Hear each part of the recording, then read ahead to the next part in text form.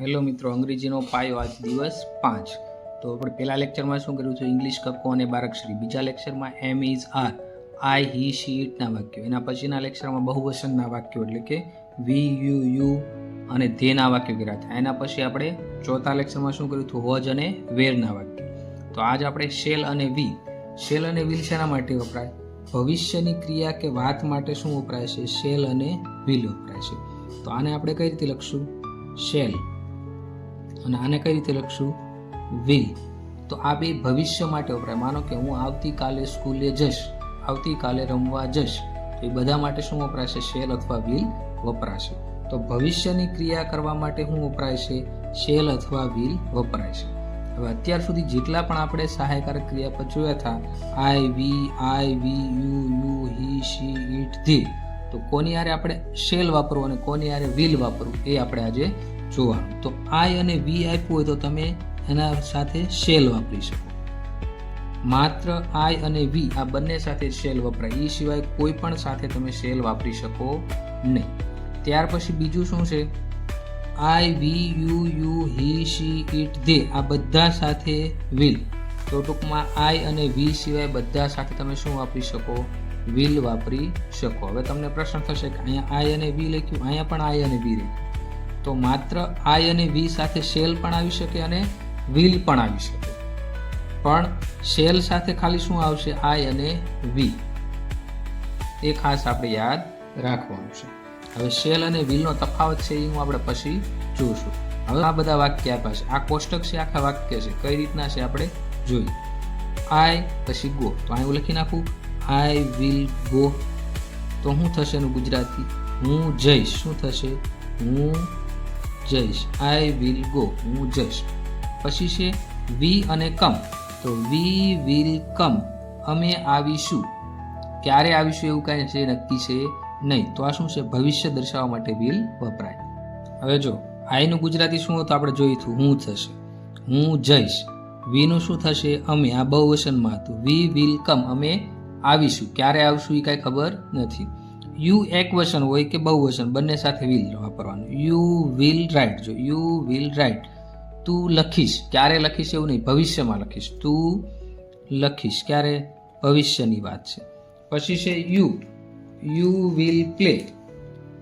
હવે જો યુ બહુવચનમાં છે તો તમે રમીશો, તમે રમશો. શું થશે?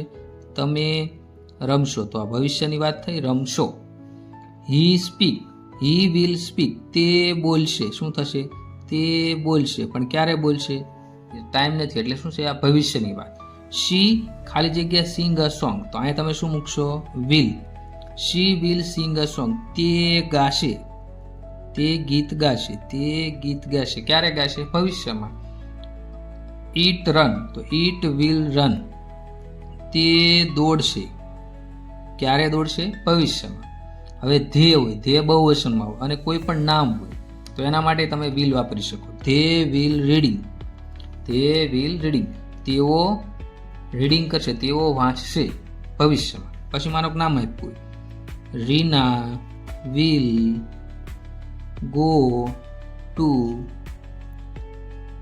દાહોદ, તો રીના દાહોદ જશે. ક્યારે જશે? ભવિષ્યમાં. તો આ શું થયું? બધા ભવિષ્યના કાળના વાક્યની વાત થઈ. તમે ગમે એની સાથે શું વાપરી શકો? વિલ વાપરી શકો. હવે આપણે શેલ વિશે ડિટેલમાં જોઈશું. હવે શેલ છે એ ભવિષ્ય માટે વપરાય. તો આપણને ખબર જ છે ભવિષ્ય માટે વપરાય. તો ક્યારે શેલ વાપરવું? તો માનો કે કોઈ સલાહ હોય, સલાહની ઇંગ્લિશમાં શું કહીશું આપણે? એડવાઇસ આપવાની. માનો કે તમે લખશો તો તમારે શું વાપરવું પડે? તમારે પરીક્ષા આવે છે, તમારે વાંચવું જોઈએ, તો સલાહ આપી તો માટે તમે શેલ વાપરી શકો. કોઈ ઓફર આપવા માટે તમે શેલનો ઉપયોગ કરી શકો.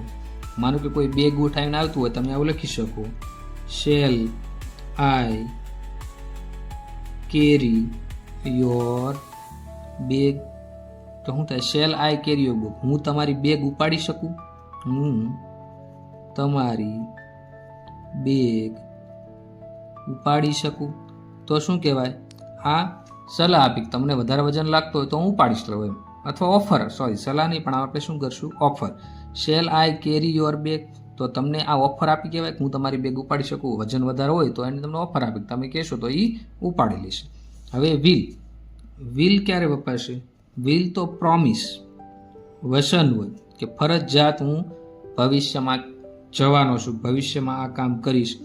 ભવિષ્યનો કોઈ પ્લાન હોય, ભવિષ્યનો પ્લાન હોય તો એના માટે શું વપરાશે? વિલ વપરાશે. રેડી? હવે આપણે એનું ઉદાહરણ દ્વારા પણ સમજશું. હવે જો અહીં એક વાક્ય છે કે હું જઈશ,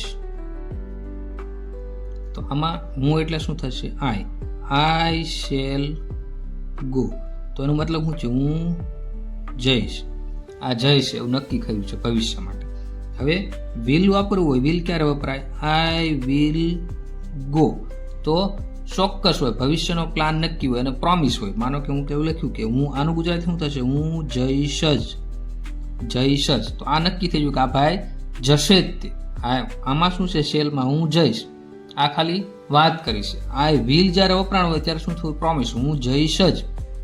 તો શું થયું? આ વિલનો ઉપયોગ છે ને આ શેલનો ઉપયોગ. તો પ્રોમિસ અને ખાતરીની વાત હોય તો વિલ વાપરી શકો આઈ સાથે, નકર તમે શું વાપરી શકો? શેલ વાપરી શકો. હવે બીજું આપણે લખી આવું સાઈડ લખી આઈ શેલ રાઇટ. હોમવર્કની વાત હોય, માનો કે એવું માની લો, તો શું થશે?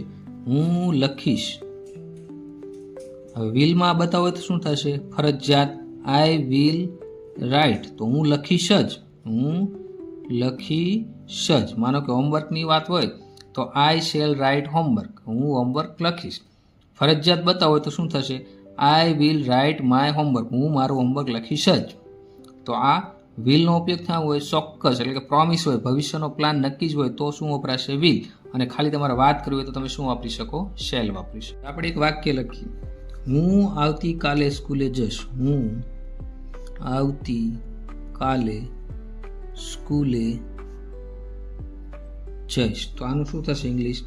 આવતીકાલે એટલે ભવિષ્યની વાત છે, તો હુંની જગ્યાએ I will go to school. આવતીકાલ માટે શું વપરાશે? ટુમોરો.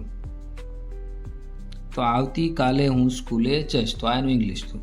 બીજું એક વાક્ય લખી નાખ્યું કે વી વિલ, ઇંગ્લિશમાંથી આપણે ગુજરાતી કરશું, we will celebrate Diwali next year. તો શું કીધું છે? We will celebrate Diwali next year. તો શું લખશું? અમે નેક્સ્ટ યર એટલે આવતા વર્ષે, આવતા વર્ષે દિવાળીની ઉજવણી કરીશું. તો આ શું વાત થઈ ગઈ? ભવિષ્યની વાત. તો ભવિષ્ય દર્શાવવા માટે તમે વિલ અથવા શેલનો ઉપયોગ કરી શકો. મોટા ભાગે વિલ વપરાય છે, શેલ વપરાતું નથી.